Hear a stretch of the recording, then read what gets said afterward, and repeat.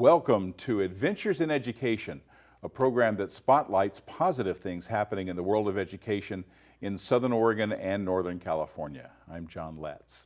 Speaking of positive things, we've had a very positive input into education for many years here in our region because we have had a storyteller, and he is my guest today.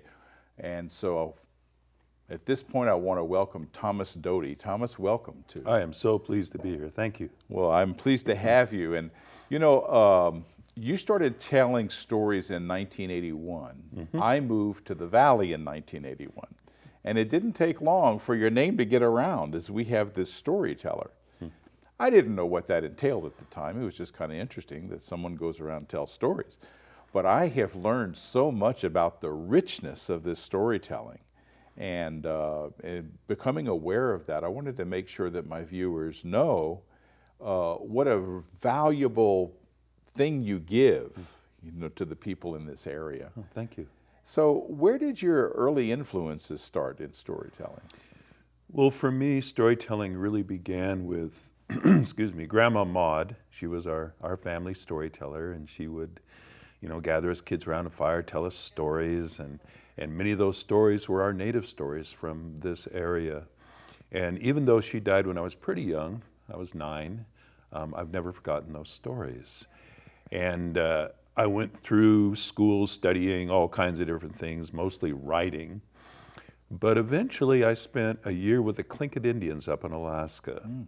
And the Tlingits took me under their wing. I was able to go to the ceremonies and the dances and, of course, the storytelling.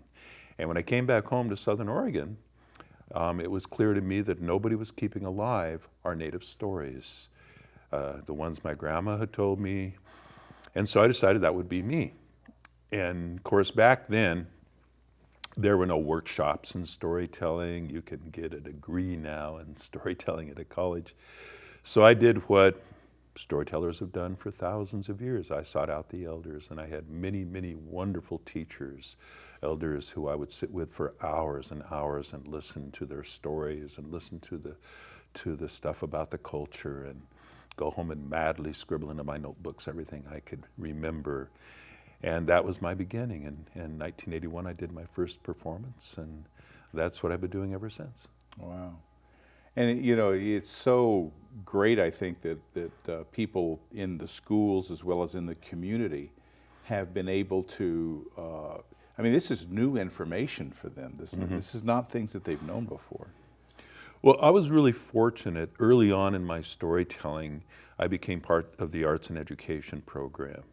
And I did residencies at schools for weeks at a time all over the state of Oregon. And it was during that time I was really able to develop some really interesting workshops and classes and ways of incorporating storytelling into the classroom. And so doing that for years was a great way for me to find all the possible ways that storytelling can teach us, can inform us. And that was kind of my beginnings. And it was just about a few months ago, I kind of semi-retired from the teaching part of my storytelling. But what I've done is I've taken all of that information that I learned with those workshops and incorporated that into the narratives of my performances, into the storytellings themselves. So for me, it feels like I've come full circle, because for us Native people, the stories have always been the way we have learned about ourselves. Everything is passed through the stories. Everything we believe in, our history, our folklore, practical things like building houses, finding huckleberries, going fishing, all that stuff comes through the stories. So now that I'm putting all that into the stories themselves, it seems like I've come back to a very traditional way of education, and that is educating about our native culture through the stories the same way we've been doing it for a long time. Now, I understand you had already started sharing stories when you discovered the link you have, the connection you have in the way of your own heritage. Yeah. When I started storytelling, I thought I was mostly all Irish with some English in there and a very colorful family history on my European side. I didn't really know that I had the native blood. You know, Grandma Maud obviously was showing that, but that was coming from Missouri. I didn't realize I had anything local around here. And it was a time in about, I don't know, early 1980s. I went down to Hornbrook, Northern California, and I was sitting there with Caraway George, a Shasta elder. I'd gone down to talk to him about some stories, and he said, well, what are you doing the rest of the afternoon? And I said, well, not too much. He said, well, let's go up the Klamath River and look at some old-time Indian sites. So this very distinguished Shasta elder opens up his garage and drives out his bright purple dune buggy, and, and we go heading up the river. And he's showing me village sites and ceremonial sites, and I'm kind of thinking, you know, these are pretty vulnerable sites, some of these, and we're always concerned about vandalism and all of that, and I'm wondering, why is he showing me these sites? And then we got up to a place called Coyote's Paw. That's P-A-W, Paw. Okay. And it was a remarkable village site, intact in so many ways. A lot of the old stone stuff of the village is still there. You can see where the housing is. You can see where the cemetery is. The old Sweat Lodge was. The old Indian Trail once ran thousands or hundreds of miles along the Klamath River, all the way from the beginning of the Klamath to the coast is intact through Coyote's Paw.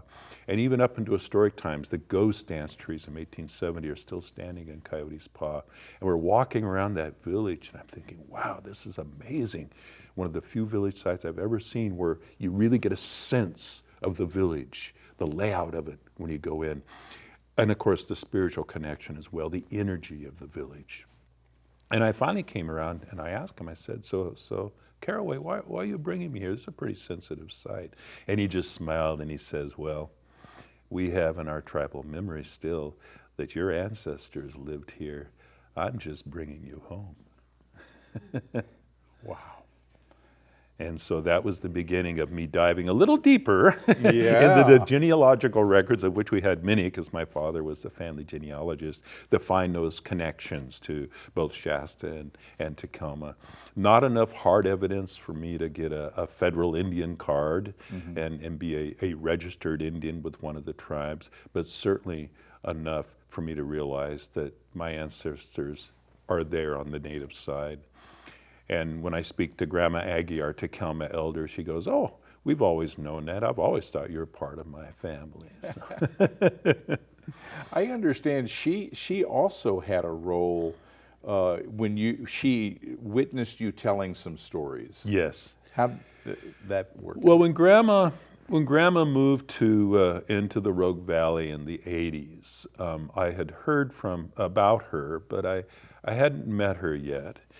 And we were doing a conference, a symposium at SOU, Southern Oregon University, about Native Americans. There are quite a number of presenters. From my friend Ursula Le Guin was one, I was another, some archaeologists, some historians.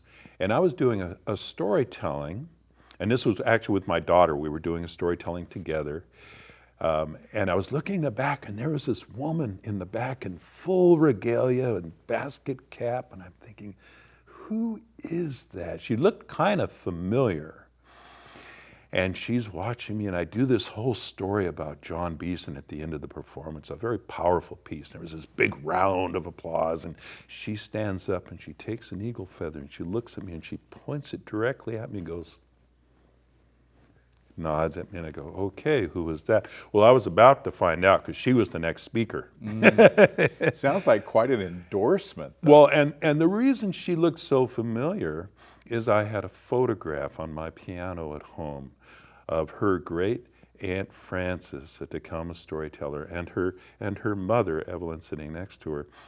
And her great Aunt Frances was kind of a dead ringer for Aggie, and so that's why she was looking familiar, as I had that picture on my piano. Yeah, and we actually have that picture to show the audience. So this must have rekindled, or at least further kindled, your fire. I mean, you've devoted your whole life to storytelling. I have, yeah. It did, and It also got me really interested in finding the places, the wild, wonderful, magical places where the stories come from. I was very blessed as a child growing up here. We went camping a lot. We were always out in the wilderness. And even places I would find out were sacred sites like Telemik, where we do our sacred salmon ceremony. I remember going fishing there with my grandfather, my father, and grandpa saying, oh yeah, this is the old Indian fishing spot. Nothing more about it at the time, but then I would find out so much more as I started exploring these places where the stories come from as I got deeper and deeper into the stories. Do some of the places, in a sense, speak to you? Yes, they do. The landscape has a language. It speaks to you. If you spend time in those places and you spend time long enough and you crawl out of your brain and leave the noisy modern world behind, you know, it has an energy, it seems to speak. When I go to village sites, when I go to rock writing sites, I know when I'm walking into a sacred site, it just has that feeling about it. It just speaks to me, yeah. Yeah. Now, you were talking about the rock writing. You consider the rocks another storyteller. Yes, yeah. The rock people are the oldest people, of course, with all the different people there are, the animal people and the bird people and the water people and the salmon and all of that. And the rock people were the first storytellers, and we can still find their stories carved and painted on the rocks. A lot of people refer to the rock writings as rock art. That's kind of the popular term. But in our language, there's no term for art. There's a word for writings, for the rock writings. Sel is the word in Takelma. And the rocks are our published works. They're the stories we tell, the told stories, but they're also the ones we wrote down. Not with words and in linear lines, but with pictures and images. And as those pictures and images are put next to each other, as they go together, and as they are located in a specific place, those rock writings will tell a story of that place, or they'll locate someplace important in that place, or they'll show us a piece of history of that place, or something that's ceremonial about that place. And that's been a way of sharing our stories for quite a long while. Now, we've talked a little bit about the whole thing of what goes on when you're sharing one of these stories, these stories that have roots thousands of years. There's a story arc, you know, the typical what they teach you in English class. You know, you have the conflict and you have the, you know, all that, and it all gets, but there's a lot of layers and depth that's going on when you're telling your stories, from what I understand. Well, I learned pretty early on that one thing about native stories is that they do have a lot of levels of truth built into them naturally. Everybody in the village would have come to a storytelling, in a traditional storytelling, for thousands of years, from the youngest people to the oldest people and everybody in between. And so it was the art of the storyteller, as they're telling the story, to keep all those different levels of meaning alive in the story, through the words, through gestures, through movements, facial expressions, and of course in the more dramatic tellings in the winter, even through masks and costumes. And so that no matter who you are right now, where you are in your life, what experiences you've had, you're going to have something you can relate to in the story. Not too long ago, I went into a classroom, and the teacher there, after a storytelling, came up to me and he said, you know, when I was a student, you came to this school, when I was their age, 4th grade, and you told that story about the boy and the father, but you told it really differently today. And I just sort of smiled and I said, not so much. You're the one who's different, because he's accessing whole different levels of the story as an adult than he did when he was a child. And that's the beauty of the native stories. And so what you don't want to do is close the story down. You know, I don't do stories where there's a title like How the Chipmunk Got Its Stripes, as if that's like the only thing the story is about. Or I don't give a moral at the end of the story. This story means this. Because if somebody got something different out of that story in the audience, that's just as valid as anything else. And by doing that, I'd be telling them they're wrong, right? You want to open the story, open it to possibilities, invite people in to all the possibilities so they can experience a story not only on the various levels that Native people intended, but also on the various levels of who they are as a human being. Have you seen magic happen? Oh, yeah. There with you? Yeah, many, many times. I can see sometimes when I say something in a story and I'm looking out an audience and I can just see a light bulb go on with some kid or some adult, like I just hit something that was important to them. Or there were several years when I would teach residencies at a local school, and the end of that residencies, the kids always told stories they'd created. And the parents came and the siblings came and grandparents and everybody. And of course, as you well know, there's a lot of stuff going on with these kids, especially these days. You know, grandpa's in jail and somebody's in the hospital and mom and dad are getting a divorce, all this stuff that's going on. And the stories allow the kids an opportunity to address the things that really matter to them in a safe way. So there might be a kid telling this cute little story about a bear, it starts out like that.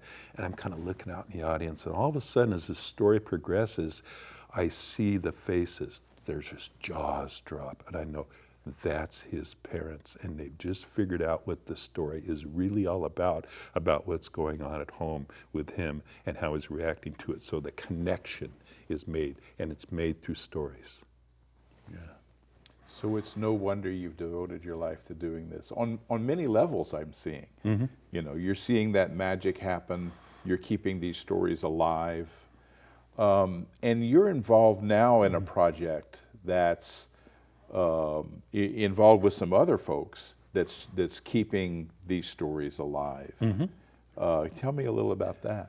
I bet you're referring to Upriver to Morning. I certainly am. Oh, Upriver, that's so cool. I'm so excited about this project.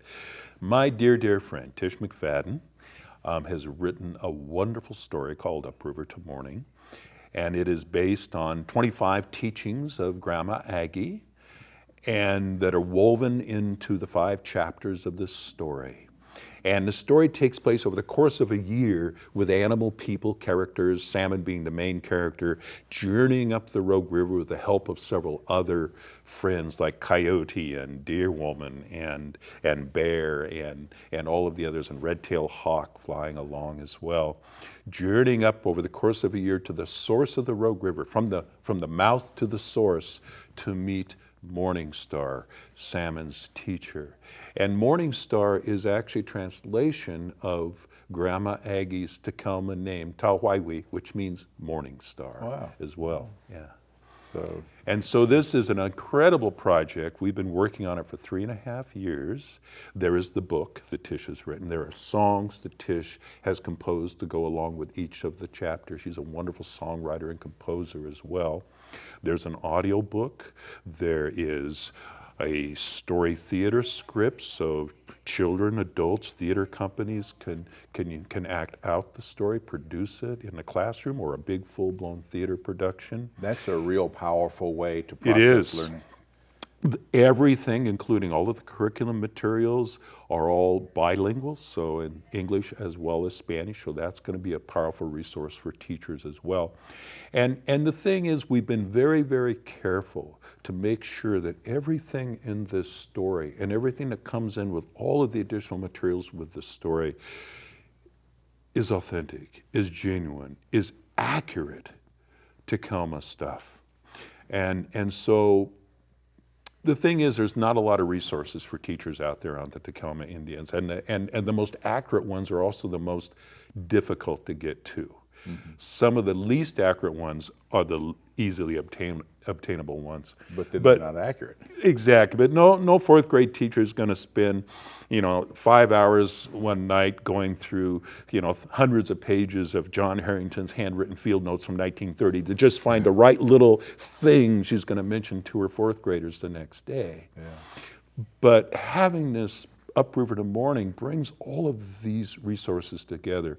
And we have an incredible team of about 20 people, which include educators, theater people, several Native people as Native consultants are kind of watching this as well, Native educators, a lot of people have put in a lot of their expertise in kind of keeping this whole project on track and making sure that it's the very best thing we can do to not only represent the Native culture, but also to provide the resources that teachers can use, especially now with Senate Bill 13 coming in with Native American curriculums needing to be taught in Oregon schools. This will be a wonderful resource for that. And that bill wants input and even point of view from the Native American people. Exactly, exactly.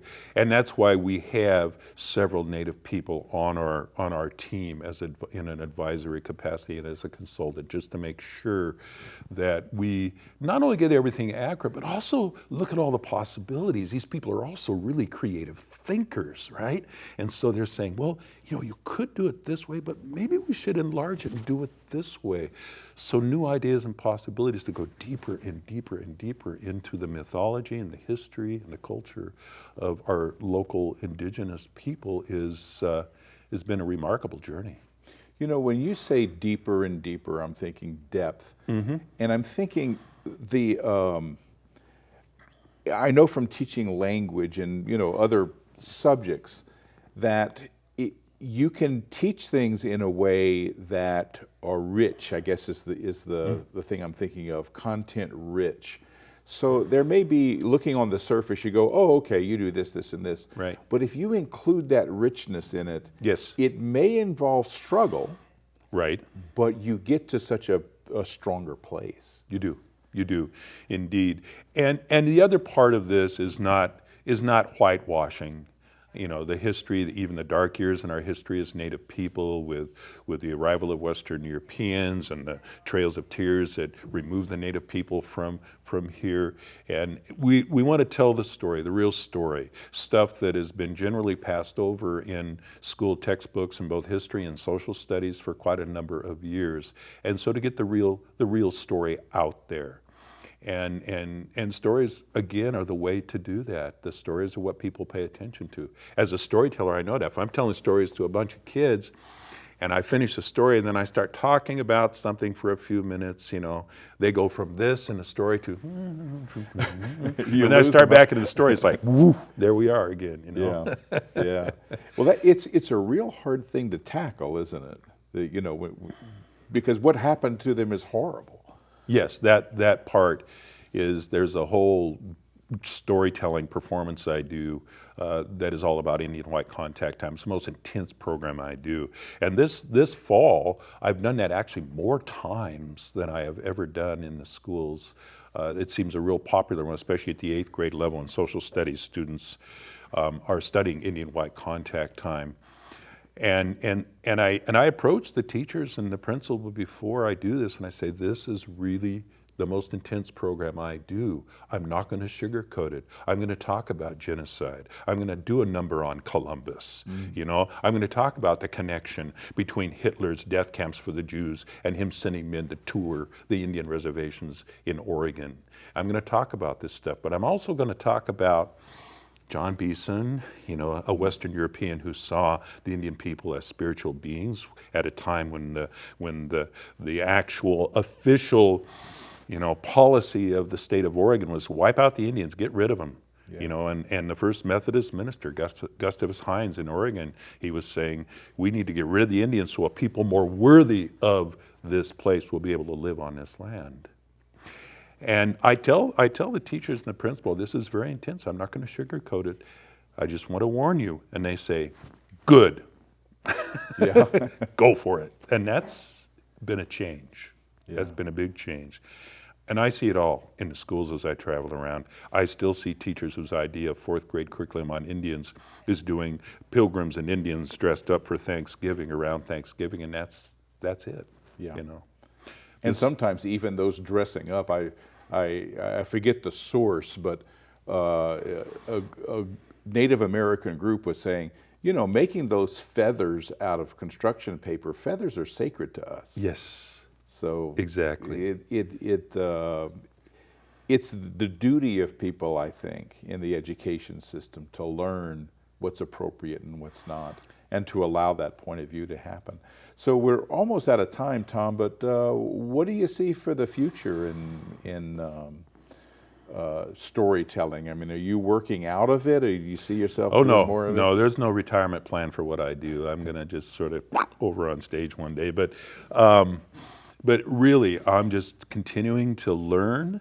I'm continually learning more about the stories. I'm excited about Upriver in the Morning. Tish and I go out, we do programs, and we're doing our programs not only for the children, which has been a big focus for Upriver in the Morning, but we've done a lot of programs for adults as well, and the response has just been phenomenal. Well, that's good. Well, keep it up. That's all I can say, and I'm very honored to have you on the program. It's been an honor to be here. Thank you, John. And I want to thank my crew that has done all the technical work that's made this program possible. And I want to thank you, our viewers. Join us next time for Adventures in Education. I'm John Letts.